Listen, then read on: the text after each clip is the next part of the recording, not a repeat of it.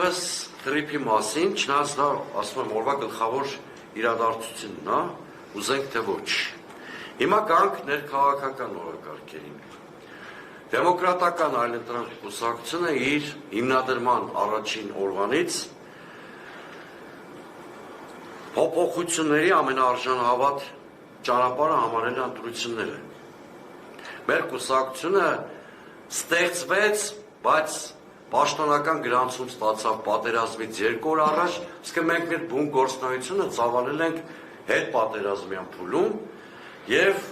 ստեղծման առաջին օրվանից ընտրությունները համարել ենք փոփոխությունների ամենաարժանահավատ ճանապարհը։ Ինչու՞։ Ես փողոցային պայքարին էլ դեմ չեմ, իմպիչմենտին էլ դեմ չեմ։ Ես նախընտրությունները եւ քաղաքական որևէ այլ գործիք երբեք հակադրության մեջ չեմ դրել, երբեք։ Չի կարելի նպատակը միջոցների հետ շփոթել։ Ճանապարհները երբեք չեն կարող հակադրվել, իրենք կարող են համադրվել, առնվազն իրար չխանգարել։ Բայց ինչու է ես համարում, որ ընտրությունները ամենաարժանահավատ ձևն են փոփոխությունների, որովհետև ես շատ մանրամասն ուսումնասիրել եմ հետպատերազմյան հասարակությունների մենթալիտետը, վարքագիծը, հոգեբանությունը, ոչ միայն Հայաստանում։ Ուսումնասիրել եմ նաև գերմանական փորձը, ճապոնական փորձը, որոնց հասարակությունները մեծ շոկ են ապրել երկրորդ համաշխարհային պատերազմից հետո։ Հետ պատերազմյան հասարակությունները որպես կանոն մեծ ձգտում ունեն փոփոխությունների նկատմամբ, բայց գերադասում են այդ փոփոխությունների անցնցում ընթացքը։ Պարզ բացատրեմ ինչու։ Որովհետև հետպատերազմյան հասարակությունները ներքին ֆոբիաներ ունեն, որ ցնցումները կարող են բերել արտաքին միջամտության։ Դրա համար նրանք ցանկանալով փոփոխություններ գերադասում են դա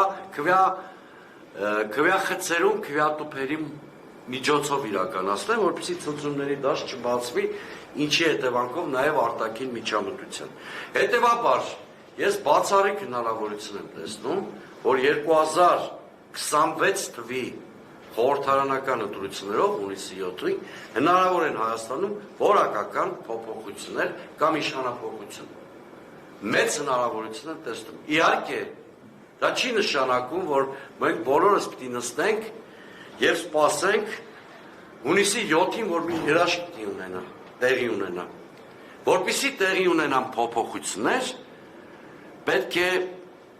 Հայաստանում առաջիկա 2-3 ամիսներին ձևավորվեն կոնսոլիդացիոն մի քանի կենտրոններ ընդդիմադիր,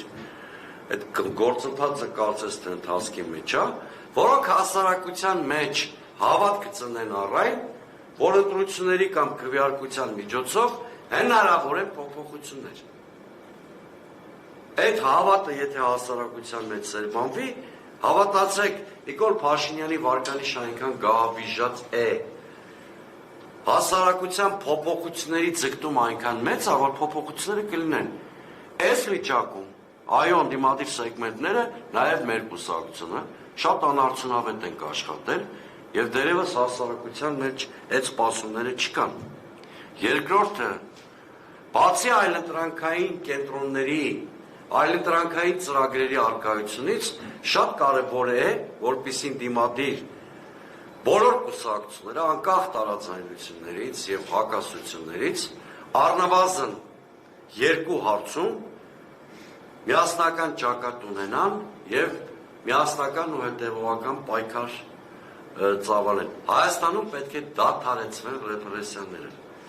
Հայաստանում չպիտի լինեն քաղաքականավորներ։ Իդեպ առիթ օգտագործելով բոլոր քաղաքականավորներին մեր ամուր զորակցություն ենք հայտնում, հատկապես այս պահին Նարեկ Սամսոնյանի, որը գտնվում է հացադուլի մեջ։ Հիմա, որ երկրում կան քաղաքականավորներ, ընտրությունների մրցակցային բաղադրիչը վտանգված է, չեն կարող երկրում լինել քաղաքականավորներ, քաղաքականավորների արկայությամբ տեղի ունենան օրինական ընտրություններ։ Չկա նման բան, չկա աշխարհում, նման նախադեպ գոյություն չունի, որտեղ իշխանությունը հենց այդ նպատակով էլ պատանդ մարդկանց վերցնում է, որպիսի հասարակության մեջ վախներ շնչի։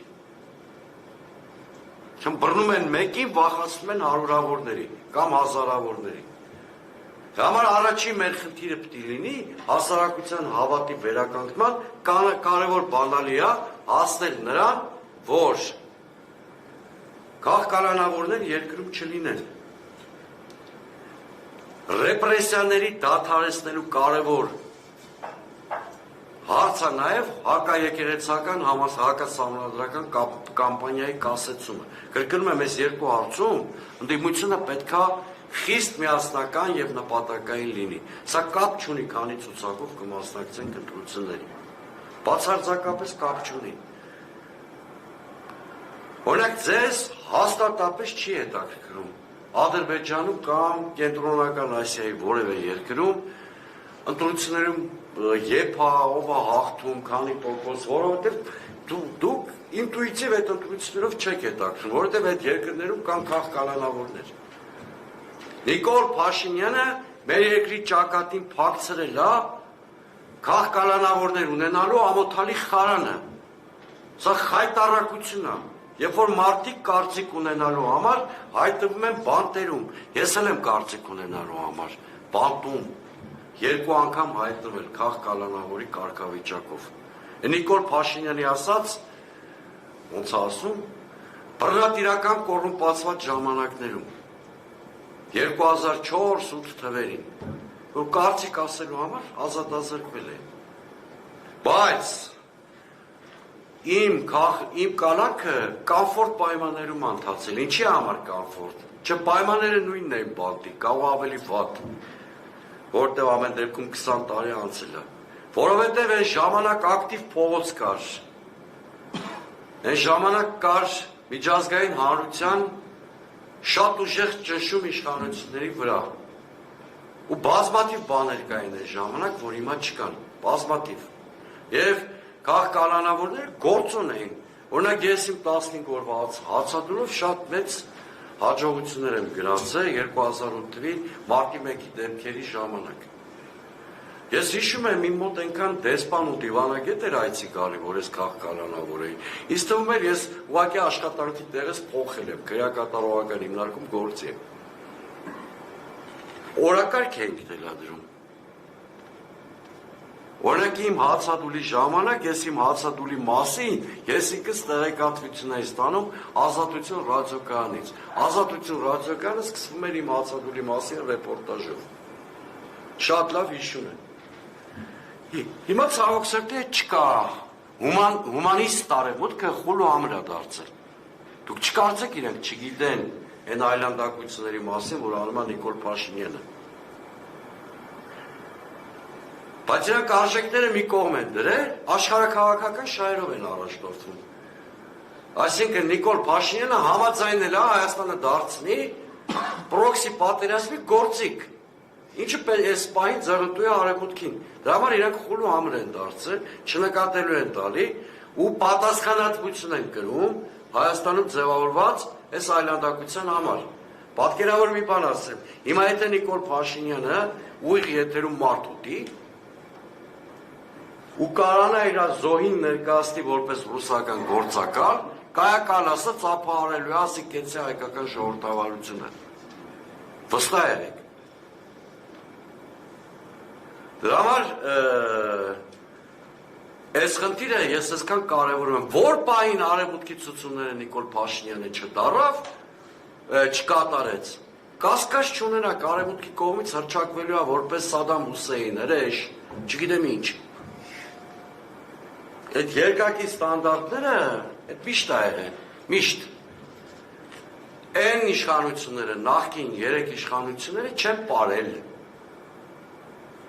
դուդուկի տակ արևմուտքի, դրա համար նրանց օրոք երբ որ քաղաքականավոր ա եղել, միջազգային բոլոր կառույցները շատ բարձրաձայն այդ մասին խոսել են։ Իհարկե բոլոր իշխանությունների օրոք էլ եղել են քաղաքապարտարքելներ։ Բոլոր Հայաստանի բոլոր 3 իշխանությունների օրոք եղել են քաղաքականավորներ։ Բայց մի դեպքում իրաց դուդուկի տակ չպարող իշխանություններ են եղել, իշխան բանը, միջազգային հանրությունը, կառույցները արձագանքել են, հիմա շատ Կուլ համր գեցե հայկական ժողովրդավարությունը մի հատ էլ 15 միլիոն եվրո տալիս են, որ այդ այլանդակությունները շարունակվի եւ այլն եւ այլն։ Երկրորդ հարցը. արդյոք ես իրատեսական եմ համարում, որ այս ընտրություններում միասնական ցուցակա հնարավոր ընդդիմություն։ Միանգամից ասեմ, ոչ, ու ես այս դիսկուրսի մեջ ընդհանրապես չեմ մտնի, որտեղ ես ուտոպիաների մասին խոսել չեմ սիրում։ Դա ուտոպիա է։ Միասնական ընդդիմություն չի լինում։ Ի տարբերություն իշխանության, ընդդիմությունը մի կենտրոնից ղեկավարող հիերարխիկ հիմնարկ չի, որտեղ բուրգի գլխին կանգնածի ցուցումները կամ հրամանները բոլոր սեգմենտների վրա տարածելի լինեն։ Ընդդիմությունը բազմաշերտ, բազմաբևեռ կատեգորիա է։ Եվ ես կարծում եմ այդ խոսակցությունները միասնական ցուցակի մասին նույնիսկ վնասակար են, որտեղ հասարակության մեջ ձևավորում են սպասումներ, որ այս ամբողջ ընդդիմությունը կմիավորվի։ Չմիավորվելու պարագայում սկսվում են հիասթափություններ։ Ես հասկանում եմ, որ մի շարք մարդիկ միասնական ցուցակի մասին խոսում են ազնիվ մղումներով, բայց կոչ եմ անում այդ խոսույթը չտանել, որովհետև հետո դա իշխանությունը օգտագործելու է որպես հասարակությանը հուսահատեցնելու, ընդդիմության թուլությունը ցույց տալու գործիք։ Ընդհանրապես այդ միասնական ընդդիմության թեզը միշտ անցած 30 տարիներին գցել են իշխանությունները, որ հետո ասեն ժողովուրդ եք ինչքան անմիաբան վատ ընդդիմություն ունենք, չեն կարողանում միավորվել։ Դա համար շատ անկեղծորեն իմ շատ ընդդիմադիր գործընկերների կոչ եմ անում այդ ուտոպիստական խոսույթը թողել մի կողմ, բայց դեմ եմ նաև, որ շատ փոքր կուսակցություններով մասնակցենք ընտրություններին եւ ձայներ փոշի հասնենք։ Ես տեսնում եմ, որ հիմա 4-5 կոնսոլիդացիոն կենտրոն ձևավորելու հնարավորություն կա։ Եվ կոչ եմ անում մեր հասարակությանը այդ 4-5 կոնսոլիդացիոն կենտրոնների մեջ, ես այդ 4-5 կոնսոլիդացիոն կենտրոնները դուք բոլոր սոցիալություններից գիտեք, նորություն չի, դեռ թվերին ուշադրություն մի դարձրեք, մի տենդենսներին ուշադրություն դարձրեք, 4-5 կոնսոլիդացիոն կենտրոնները երևում են։ Դա Սամվել Կարապետյանի շուրջ ձևավորող կոնսոլիդացիոն կենտրոնն է, դա Ռոբերտ Քոչյանի շուրջ ձևավորող կոնսոլիդացիոն կենտրոնն է, դա Գագիկ Ծառուկյանի շուրջ ձևավորվող կոնսոլիդացիոն կենտրոնն է, Դոգնագործոն, որը չենք կարող անտեսել։ 4-5 կոնսոլիդացիոն կենտրոն կա, էլի եմ ասում։ Հետևաբար բոլոր կարող մարդիկ, այդ 50-100 կարող մարդիկ կան, որ այս տարիներին հեռուստաէկրաններին տեսնում ենք, շատ արժեքավոր մարդիկ, իրենց մերիտոկրատիկ հատկանիշներով, իրենց քաղաքացիական դիրքորոշումներով, շատ լավ կլինի, որ այս 50-100 մարդիկ իրենց առաջարկներով, իրենց անձնական որակներով հարստացնեն այս 4-5 կոնսոլիդացիոն կենտրոններից մեկը, ամեն մեկը ըստ իր քաղաքական նախասիրության եւ ձևավորվի իրոք կեսունակ 4-5 այլընտրանքային կենտրոն, որոնք կարող են շատ լուրջ դեր ունենան որակական փոփոխությունների ձևավորման հարցում։ Այս գաղտնիք չեմ բացահայտի, թերևս որ ասեմ, որ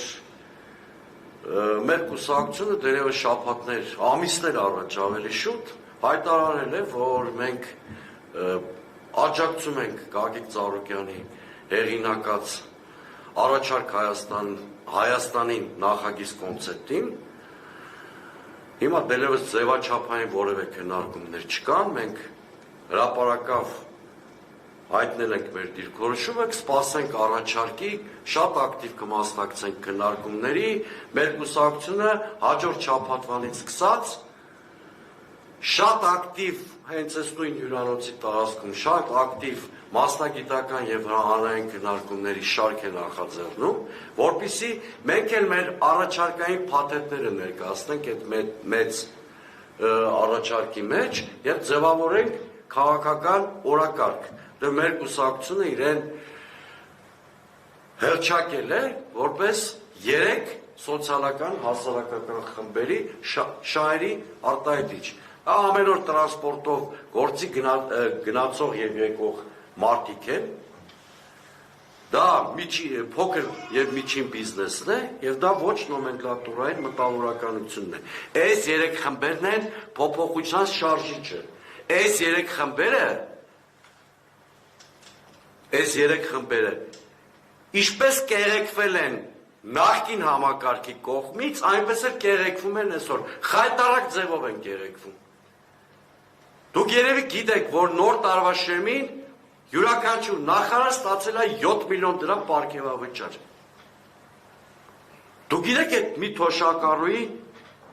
քանի տարվա թոշակն է, 16 տարվա։ Այ ինչպիսի գիշատիչ իշխանություն ունեք։ 16 տարվա